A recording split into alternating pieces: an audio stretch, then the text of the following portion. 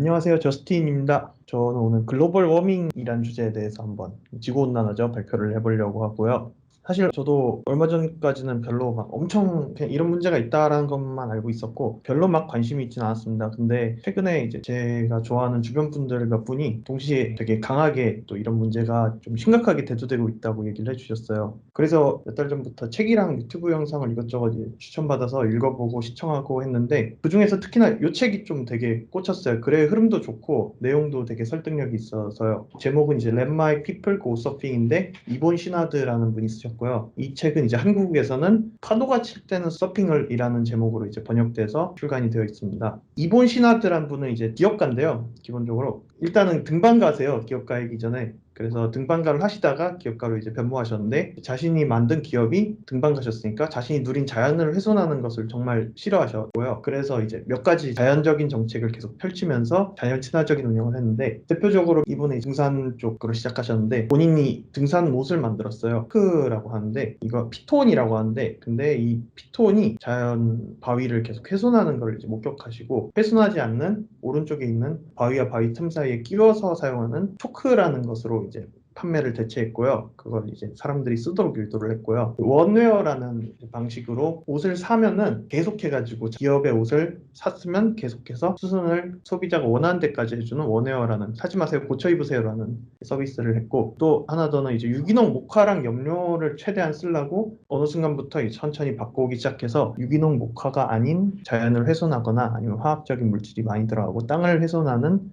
목화를 사용하지 않고 그리고 심지어 이제 이건 좀 논란이 있었는데요. 본인의 회사에 옷을 사지 말라는 이제 마케팅까지 했습니다. 개인적으로는 좀 청개구리 심리를 이용한 고도의 마케팅이라고 생각을 하는데 그래도 이게 어쨌든 사람들의 경각심을 일으키기엔 충분했고요. 이 당시에는 이제 경제 관점에서 이렇게 보면 비효율적인 마케팅을 한 건데 1900, 꽤 오래된 회사거든요. 근데 이 회사는 망하지 않았고요. 저희가 이분이 만든 회사 이름은 파타고니아입니다. 지금도 아웃도어 패션 브랜드로서 꾸준히 자기 자리를 지키고 있죠. 지금 이거는 이제 방식들에 대한 얘기인데 이 책 이후로도 이제 찾아보고 또 몇 번 읽어보고 여러 사람들하고 얘기도 해봤어요. 무엇이 지금 가장 큰 문제인지, 환경 문제적으로 제일 크게 뭐가 와닿는지, 어떤 게 미래에 제일 크게 문제가 될지 찾아보니까 지구 온난화가 제일 큰 문제더라고요. 지구 온난화로 무슨 문제가 있는 걸까요? 얘기만 많이 들었었는데 실제로 체감되는 건 사실 많이 없거든요. 직접 찾아보지 않으면 모릅니다.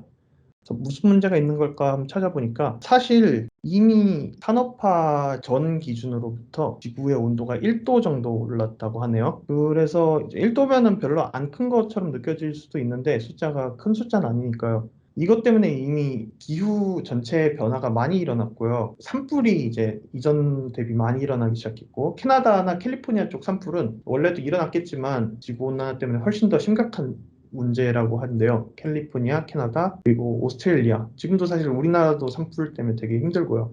태국에서는 가뭄이 계속해서 지금 일어나고 올해도 일어날 예정이어서 다들 대비를 하고 있다고 하네요. 빙하가 녹아서 북극은 이미 작아졌고 앞으로도 계속 작아져서 추후에는 빙하라는 게 남극은 남겠죠. 남극은 남는데 북극 쪽은 아예 없어질 수도 있겠다라는 얘기도 있고 중국에서는 몇 년 전에 이제 경이로운 홍수가 발생을 했었는데 지구 온난화 때문에 태풍 같은 거가 발생할 때 훨씬 더 크게 발생해서 일어난 일이라고 하고 그 외에도 미국에는 허리케인 토네이도가 좀 더 심각하게 해수면에 낮은 곳에 사는 사람들, 특히 투발루라고 하는 지역에 사는 사람들은 이미 집을 잃은 사람도 있습니다. 여기까지는 현재의 문제인데 현재 문제도 사실 작지 않은데 흔히 뭐 좀 찾아보면은 몇 도가 오르면 또 무슨 일이 벌어진다라는 얘기를 하는 경우가 있어요. 일단은 추세로는 지금처럼 화석연료를 계속 사용을 하면은 석유, 석탄을 계속 사용하고 하면은 사람들이 경각심을 가지지 않으면은 뭐 한 5도, 6도가 오를 수도 있다라고 하는데요. 그렇게 되면 일단은 기본적으로 왼쪽 위에 보이는 섬은 몰디브인데요. 몰디브는 일단은 없어지고요. 근데 문제는 몰디브나 이렇게 해수면이 낮은 곳에 있는 섬만 없어지는 게 아니라 그 해수면이 낮은 지대에 있는 도시들도 같이 이제 물에 잠길 수가 있다고 하는데요. 대표적인 도시가 이제 뉴욕이나 런던, 도쿄라고 하네요. 아마 추가적으로 그 런던, 도쿄, 뉴욕이 물에 잠기면 문명에 문제가 있겠죠. 오른쪽 위에는 북극곰도 이제 멸종할 거다라고 하던데요.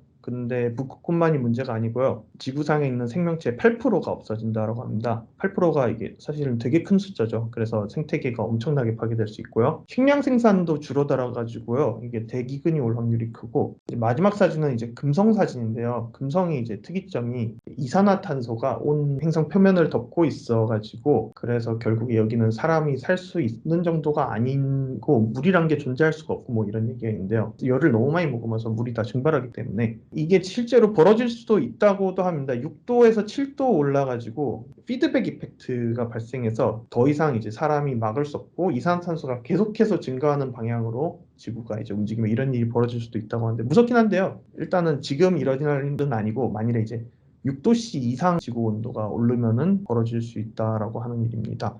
근데 생각보다 이거는 아직은 벌어지지 않을 것 같고 화석연료가 이미 고갈되고 있고 하기 때문에 벌어지지 않을 일이라고 하는데요. 그래도 좀 경각심을 가질 필요는 있지 않은가 하는 주장이더라고요. 근데 이렇게 아무튼 무서운 일들이 일어날 예정인데요. 이거의 원인은 뭘까요? 원인을 많이 들어보셨을 텐데 온실 효과가 유명하죠. 지구가 이제 온실에 갇히는 거죠. 왼쪽 사진은 온실에 실제로 갇혀 있는데 그림 일러스트로만 표현되어 있긴 하지만 실질적으로 저렇게 돼 있는 거죠. 저 온실 안에 이산화탄소랑 다른 이것저것 가스들이 가득 차 있어가지고 많이 알고 계신 건 이산화탄소랑 프레온가스랑은 많이 알고 계실 거고요. 이 가스들이 태양의 빛이 이제 대기권으로 들어왔을 때 그 빛을 갖고 있는 열이 우주 밖으로 이제 방출되지 못하게 잡아두는 역할을 한다라고 해요. 마치 대기권이 지구를 온실처럼 감싸는 거여서 온실 효과라고 하는 거고요. 그리고 요즘은 이제 탄소 발자국이나 이런 쪽에 단어가 많이 나와 있긴 한데 이산화탄소만 문제가 되는 건 아니고요. 왼쪽 이제 보시면은 그린하우스 가스 에미션 바이 가스라고 되어 있는데 메탄이나 혹은 아산화질소, 니트러스 옥사이드나 프레온가스도 굉장히 큰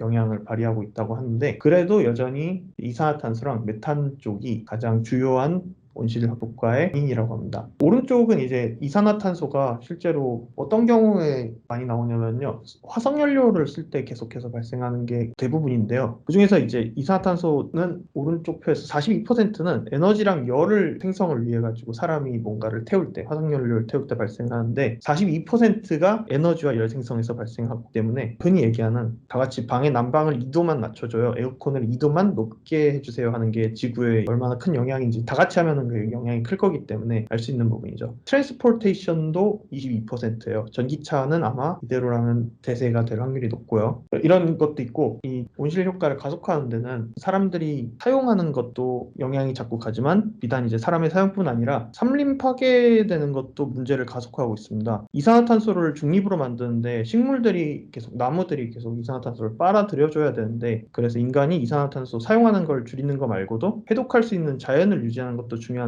근데 산림이 계속 파괴되고 있죠. 제일 많이 들리는 거는 아마 찾아보시면 아마존이 벌목되고 있다는 거 그리고 기후가 이제 건조해져서 화재가 계속 나는 거가 문제인데요. 작년 같은 경우는 여러 가지 이유 때문에 아마존에서만 서울 면적의 17배가 파괴됐다고 해요. 아마 이것도 함께 같이 생각해 볼 문제인 것 같습니다. 이런 문제들이 대두되면서 요즘은 용어들이 이것저것 알려지기 시작했는데요. 그 중에서 제일 큰 거 세 개를 한번 갖고 와봤습니다. 제일 많이 들린 용어들이죠. 생태 용량, 그리고 탄소 발자국, 생태 발자국이라고 하는 경우도 있고요. 그리고 탄소 중립, 생태 용량 같은 경우는요. ability to regenerate what people demand. 자연이 이산화탄소뿐만 아니라 지금은 정량적인 개념은 아닌데요. 인간이 환경을 뭔가를 파괴하고 그리고 이산화탄소를 생산하는데 그걸 정화할 수 있는 능력입니다. 반면에 이제 카본 풋프린트는 반대로 사람이 생활하면서 계속해서 이산화탄소를 어떤 식으로도 만들어내는데요. 숨을 쉬면서도 만들고 저희가 뭔가 전기를 사용하거나 아니면 뭔가를 먹거나 아니면 뭔가 물건을 구매할 때도 이 카본 풋프린트는 그 물건, 음식 만들어지기 때문에 사람이 쓴 정도를 카본 풋프린트라고 하고요. 그리고 카본 뉴트럴리티가 있죠. 그러니까 탄소 중립이라고 하는데요. 저희가 끝내 이뤄야 될 겁니다. 생태 용량이 풋프린트보다 같거나 넘어서는 거를 탄소 중립이라고 하는데 지금은 중립 상태가 아니라고 하네요. 그래서 카본 풋프린트가 정확하게는 탄소만 있는 게 아니라 메탄이나 다른 이제 환경 파괴도 있기 때문에 그래서 그것까지 다 합쳤을 때 지금은 지구가 계속 있어 파괴되는 중이라고 해요. 바이오 캐패시티를 넘어가서 환경이 파괴되고 있기 때문에 그리고 그 속도를 어떻게 오버슛 데이라는 개념으로 이렇게 표로 만들어 놨어요. 이거는 올거니제이션이 있어가지고 overshootday.org라는 곳이 있어서 그곳에서 이제 실제로 생태 용량 대비해가지고 사람들이 1년치 생태 용량을 언제 다 쓰느냐를 정량화해가지고 날짜로 만들어 놓은 거예요. 보시면은 이제 꾸준히 증가해 와서 저희 1년치, 지구의 환경 1년에 정화할 수 있는 인간의 활동의 부산물을 1970년대에는 문제가 없었죠. 근데 71년도부터 12월에 지구의 이제 바이오 캐패시티를 다 사용하게 되고요. 1년치를. 계속 줄어들다가 계속 이제 그 날짜가 앞으로 당겨져서 지금은 이제 7월이 되면은 1년치 바이오 캐패시티는 다 쓴다라고 합니다. 2020년에 유일하게 한번 줄었는데요. 이때는 코로나 때문에 사람들의 산업활동이나 이동이나 이런 것들이 멈춰가지고 실제로 조금 날짜가 잠깐 올라가서 그래서 좀 더 나아진 것도 아니고요. 근데 사실 여전히 8월 달에 지구 환경 용량을 인간이 다 사용을 했고요. 심지어 작년 2021년에는 다시 이거에 늘어나서 원상복귀되는 게 볼 수 있습니다. 이거를 초록색 발을 맨 위까지 다시 끄집어 올려야지 뉴트럴 탄소 중립이 이루어지는 거기 때문에 이거를 계속 해야 돼요, 저희는. 환경 관련된 단체들 그리고 환경 과학자들이 계속 예측을 하는데 되게 절망적인 예측도 있습니다. 2100년에는 6도가 올라서 지구가 그때는 이제 사람이 살 수 없는 환경이 돼서 멸망할 거다 이런 얘기도 있는데요. 근데 그거는 너무 비관적인 거고요. 현실적으로 이제 과학자들이 지금 속도로 환경에 소극적으로 대응하다 보면은 아마 2100년에는 3도에서 3.5도가 오르지 않을까라고 하네요. 다만 말씀드렸다시피 이거는 이제 인류가 좀 소극적으로 대응할 경우 얘기고요. 실제로는 3도에서 3.5도 그리고 이것도 문명이 사실 파괴되지 않을 정도지 충분히 위협적이라고 해요. 이것만 해도 이미 뭐 큰 도시가 물에 잠기거나 아니면 환경 때문에 뭐 전쟁이 나거나 이런 뭐 생명체가 엄청나게 멸종하거나 이런 일이 벌어질 수 있고요. 그래서 이제 얘기를 어디서 찾아봤는데 인류가 그래도 살아가기 위해서는 1에서 2도만 오르고 이것이 이제 유지되거나 혹은 자연이 원상복구를 해주면 최고라고 합니다. 자연은 자생력이 있으니까요. 그래서 저희가 여전히 아직 1에서 1.5도의 예측 범위를 줄여야 되기 때문에 할 일이 굉장히 많고요. 그래서 냉정하게 한번 볼게요. 환경 문제랑 얘기 드린 대로 2100년의 문제가 될 거기 때문에 어떻게 보면은 저희 세대의 문제가 아니라고 볼 수도 있어요.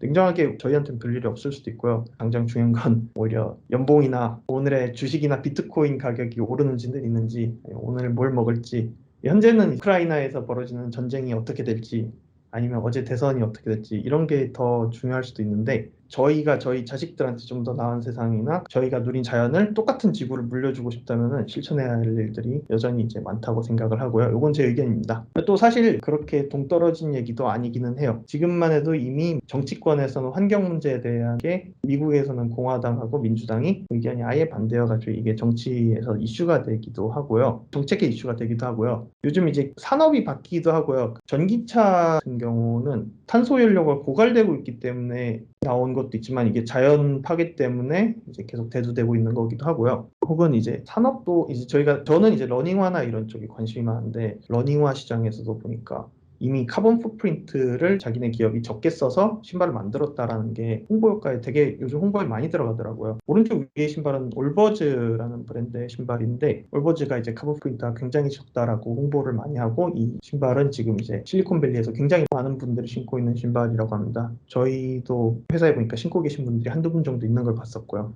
지구온난화는 생각보다 멀리 떨어진 이슈가 아니라 저희 생활에 와닿고 있는 이미 이슈가 돼 있고요. 저희가 뭘 할 수 있을까 생각을 해보면요. 어떻게 보면 저희 어제 했던 선거하고 맥락이 같습니다. 선거도 관심을 많이 갖고 작은 것에서부터 실천하는 거가 되게 중요하다고 생각하는데요. 평소에 이제 정치 의제나 이런 곳에 관심을 많이 갖다가 후보자들이 어떤 공약을 내세웠는지 관심을 갖다가 자신이 옳다고 생각하는 것에 투표하는 게 한 표 한 표가 모여가지고 변화를 만드는 거잖아요. 비슷한 건데요.